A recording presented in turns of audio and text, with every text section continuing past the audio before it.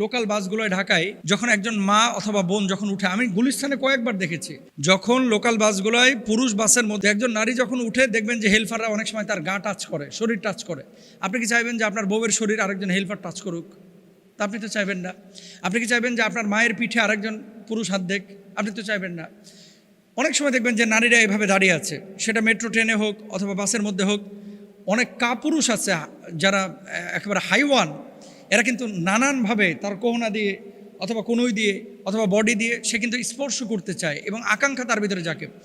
এখন অনেক মা বোন হয়তো বা বুঝেন, অনেকে বুঝেন না। এই জায়গাগুলো থেকে সেফটির জন্য অবশ্যই এই যে পিং বাসগুলো যেগুলো চালু হয়েছে, এটাকে আপনারা ওয়েলকাম করতে পারেন এবং এটা একটা ভালো উদ্যোগ। এরকম সব ক্ষেত্রে নারী পুরুষকে আলাদা করে দেওয়া, এটা আমরা চাই, এটা আমরা আকাঙ্ক্ষা করি।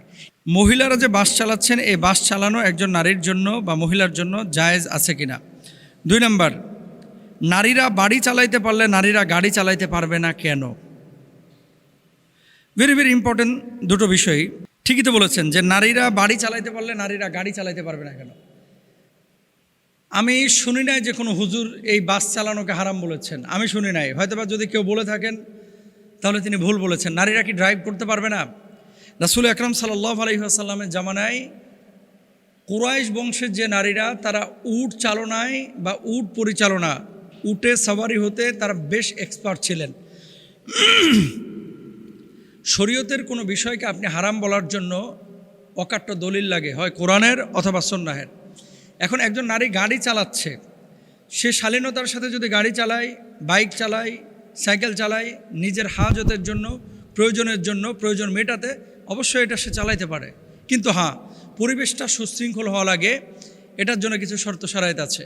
দূরপাল্লার বাস বা দূরপাল্লার কোনো গাড়ি যদি চালান, ফিতনার যদি কোনো আশঙ্কা থাকে, সেখানে মাহরামের সাপোর্ট লাগে। কিন্তু ঢাকার ভিতরে কোনো নারী, এই যে পিং বাসগুলো নিয়ে আপনারা অনেকে ট্রল করছেন, আসলেই এটা আমাদের বাঙালিদের একটা, আমি বলবো যে আমাদের অভ্যন্তরীণ একটা সমস্যা। যে কোনো ভালো কাজ, যে কোনো সরকার হোক, বিরোধী দল হোক, যখন উদ্যোগ নেয়, প্রথমে এটাকে আমরা সন্দেহের তীর এবং সমালোচনার তীর আমরা ছুড়ে দিই। একটা তো শুরু করেছে যে নারীদের জন্য আলাদা বাস, এটা তো অবশ্যই একটা ভালো কাজ করেছে। নারীদের জন্য বাসটা যেমন আলাদা করা হয়েছে, নারীদের জন্য বিশ্ববিদ্যালয়ের যে শিক্ষা ব্যবস্থা, এটাকেও আলাদা করে ফেলা উচিত। নারীদের জন্য কর্মক্ষেত্রে যে নারী পুরুষ একসাথে কাজকাম করে, সেখানেও তাদের পরিবেশটা আলাদা করে ফেলা উচিত। এটা হচ্ছে আমাদের চাওয়া যে বাংলাদেশে যে জায়গাটায় নারী পুরুষের ব্যাপক সংমিশ্রণ আছে, সেই জায়গাগুলোই এই বাসের মতো আলাদা করে দেন, তাহলে আরও সুশৃঙ্খল অবস্থা হবে এবং আমাদের মা বোনদের ইজ্জত আবরু, মা বোনদের সম্মান আরও রক্ষিত হবে ইনশাল্লাহ।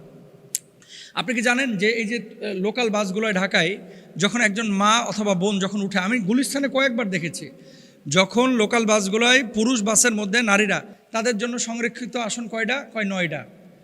নারীর জন্য সংরক্ষিত আসন 9টা, আবার এর পাশে 2টা প্রতিবন্ধীরও আসন রাখছে, তার পাশে আবার বাচ্চারও আসন রাখছে। তো একজন নারী যখন উঠে, দেখবেন যে হেলফাররা অনেক সময় তার গা টাচ করে, শরীর টাচ করে। আপনি কি চাইবেন যে আপনার বউয়ের শরীর আরেকজন হেলফার টাচ করুক? তা আপনি তো চাইবেন না। আপনি কি চাইবেন যে আপনার মায়ের পিঠে আরেকজন পুরুষ হাত দেখ?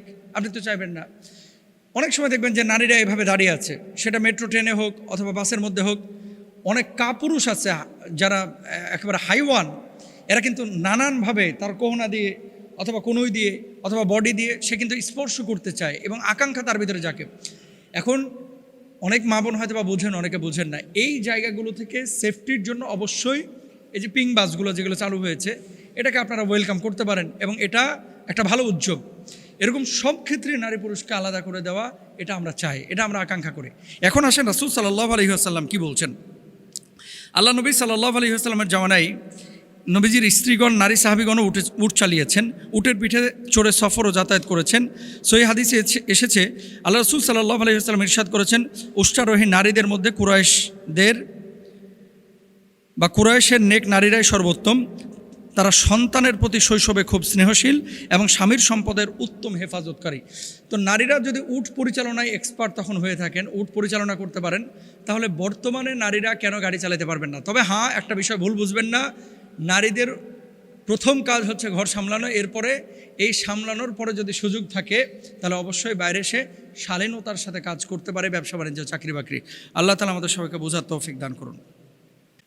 এবারও হাফেজ নুরুদ্দিন জাকারিয়া সৌদি আরবের 133টা দেশকে হারিয়ে কোরআন প্রতিযোগিতায় বিশ্ব চ্যাম্পিয়ন হয়েছে। তদ্রূপভাবে আরও একটা ছেলে পুরস্কার পেয়েছে, মাহমুদুল হাসান আশরাফি। আপনার কাছে আমাদের জানতে চাওয়া যে এই যে পুরস্কারগুলো প্রতি বছর পাই, সোশ্যাল মাধ্যমে আসে, কিছু মিডিয়ায় আসে, রাষ্ট্রীয়ভাবে ক্রিকেট খেলায় জিতলে যেভাবে ভিডিও কলের মাধ্যমে তাদেরকে কংগ্রেচুলেশনস জানানো হয়, তাদেরকে ওয়েলকাম করা হয়, সেভাবে রাষ্ট্রনায়করা অথবা দায়িত্বশীলরা কোরআন প্রতিযোগিতার ক্ষেত্রে করে না। এ ব্যাপারে আপনারা কেন আওয়াজ উঠান না? ভেরি ভেরি ইম্পর্ট্যান্ট একটা বিষয়। এই যে কয়েকদিন আগে অস্ট্রেলিয়ার সাথে যে খেলা হলো, বাংলাদেশ টেস্ট ম্যাচ জিতেছেন, সম্ভবত অস্ট্রেলিয়ার সাথে এটা প্রথম জিতা কিনা আমার জানা নেই। এখন এটা জিতার পরে রাষ্ট্রনায়ক তাদের সাথে ভিডিও কলে কথা বলেছেন বা রাষ্ট্র তাদেরকে ওয়েলকাম করেছে।